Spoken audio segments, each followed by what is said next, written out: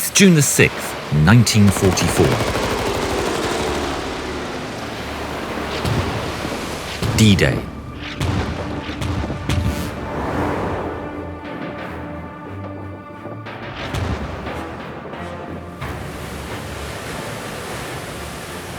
The landing craft sways back and forth in the heavy waves.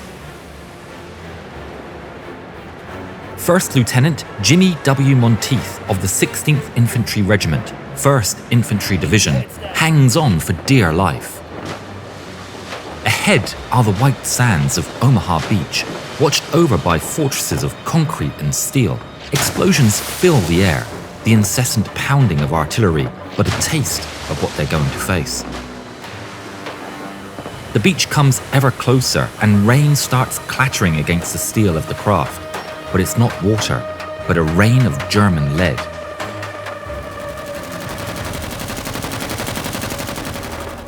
The men aboard are terrified. They clutch their rifles, facing down the barrel of what from here seems like an insurmountable foe. Monteith doesn't know it, but he's about to perform a feat that will compel the legendary generals Dwight D. Eisenhower and Omar Bradley to advocate him for the nation's highest honor. The craft comes to a stop, and the moment they've dreaded has arrived. Move fast. I'll see you on the beach. The doors fall, and Monteith leads the charge off the boat.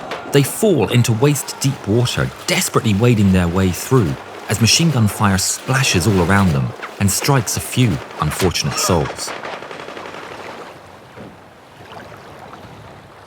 Monteith doesn't look back.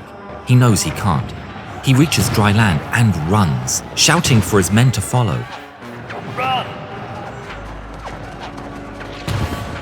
Explosions rock the beach, prearranged artillery striking up and down the sands, tearing through the men.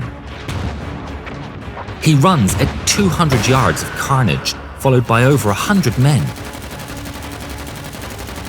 But he's lucky and makes it unharmed. Ahead, they face a web of barbed wire, layered in plain view of deadly pillboxes. He identifies the best spot to blow it open and orders a couple of his men armed with Bangalore mines to follow. They climb and crawl through the sand, hiding behind a meager cover of undergrowth and the barbed wire itself. Machine gun fire rips above their heads as they connect the tubes together and shove it through the barbed wire. They return to the embankment and detonate it, clearing a 9-foot gash into the wire. Go! Monteith leaps out of cover, leading the charge through heavy fire. They run through the barbed wire and stop at the foot of their next massive hurdle. 2 minefields block their path. Fortunately, their vicinity to the emplacements have made them harder to spot, and the machine gun nests focus their fire on the poor souls still disembarking and running through the sands. Hurrying not to let the relatives safely to go to waste, the soldiers once again prepare long stretches of Bangalore mines and slide them into the minefield. They lie down for cover, and a mine blows a path through. They run across, reaching the second minefield, and repeat the process. They're placing the mines when suddenly, machine gun fire tears through the gathered men. They scatter for cover, and the combat engineers hurriedly detonate the mines. Monteith runs through the minefield, followed by some of his men. They huddle against the rocky embankment lining the beach, taking cover from this surprise pillbox, overlooking their vector of attack. He analyzes the situation. That pillbox must go, and fast. He looks back at the beach and spots 2 Sherman tanks in the sand. German machine gun tracer is ricocheting off their armor. Monteith tells his men to stay put, and fearlessly he charges out of cover, runs back across the beach amidst the hellfire. Running through the obstacles, racing through the killing fields until he reaches the 2 Shermans. He takes cover beside them and bangs on the armor with his rifle. The commander inside cracks open the hatch and shouts, questioning him what the hell he wants. Monteith tells him that a pillbox is keeping his advance pinned and he needs the Shermans to follow him to take it out. The crew agree, and he runs back up the beach. He takes cover on the embankment, waving at the tanks to follow. Guiding them through slowly but surely, he braves the air thick with German lead, signaling the machines by hand through the barbed wire and across the treacherous minefields. Finally, the pillbox comes into view. Monteith runs for the Shermans and shouts its position to the men inside before a volley of gunfire pings off their armour. He hastily takes cover behind the Shermans as they take aim and open fire. The pillbox is silenced with a brutal strike of 75mm shells of high explosive. Satisfied, Monteith and his men charge up the rocks and storm the German trench works.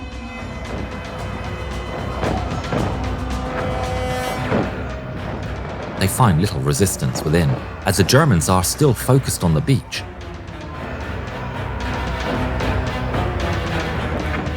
Using the trenches against the enemy, they burst into nearby bunkers and pillboxes and catch the crews by complete surprise.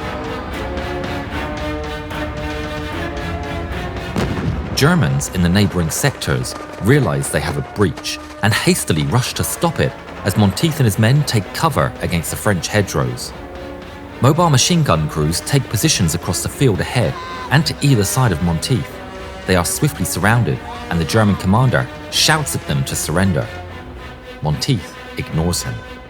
In response to their silence, the Germans open fire. The air is filled with the cracks of bullets flying overhead, but Monteith is unshaken.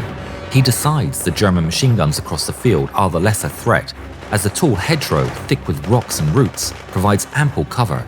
The ones on their flanks are the biggest concern. He orders his men to stay put and cover him as he fits a rifle grenade to the end of his weapon's barrel.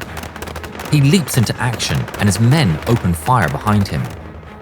Keeping along the hedgerow, he spots the muzzle flash of an MG-42 firing away amongst the greenery. He approaches, undetected, aims his rifle, and pulls the trigger. Monteith's aim is deadly, and the position explodes in a cloud of dirt and shrapnel, forever silenced. He returns, quietly, triumphant, and orders his men to repeat the strategy against the machine gun on the left flank.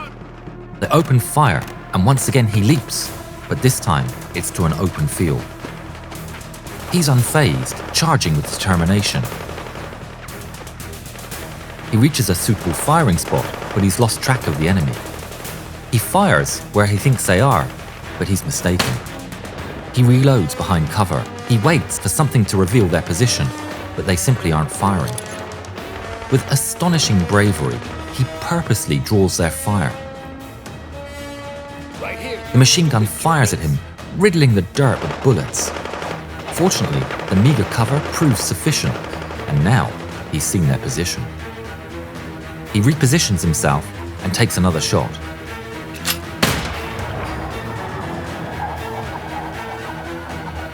The melody of the German machine gun comes to an end with a bang. Monteith turns around and runs back to his men, braving the open field a second time. Watch out, sir!